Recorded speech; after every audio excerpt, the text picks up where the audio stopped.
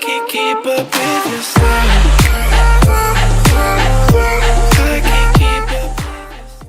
While Donald Trump has held several rallies since the January 6 Capitol insurrection, his rally in Iowa Saturday was the most alarming by far. At Trump's past post-presidency events, you wouldn't find the state's leading GOP officials attending en masse.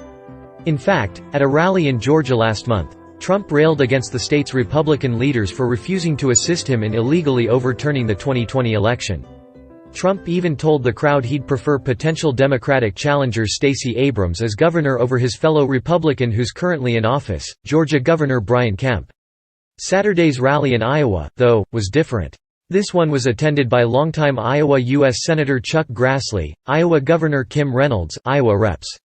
Mariannette Miller-Meeks and Ashley Hinson, and other mainstream Republican officials. Some of these very same people, who just 9 months ago were slamming Trump for his role in the Capitol riots, were now only too happy to be seen supporting him. This is politics at its worst, and at its most dangerous for our democracy.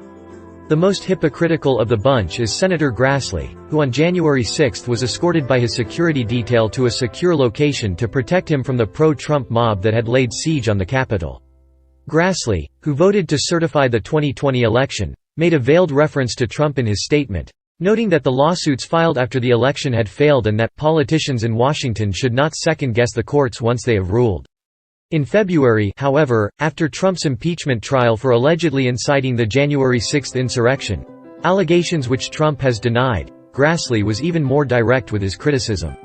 He said in a statement that President Trump continued to argue that the election had been stolen even though the courts didn't back up his claims, and belittled and harassed elected officials across the country to get his way. Grassley added that Trump encouraged his own, loyal Vice President, Mike Pence, to take extraordinary and unconstitutional actions during the Electoral College count. Grassley continued bluntly, "There's no doubt in my mind that President Trump's language was extreme, aggressive, and irresponsible," sharing his view that all involved in the attack, including Trump, must take responsibility for their destructive actions that day.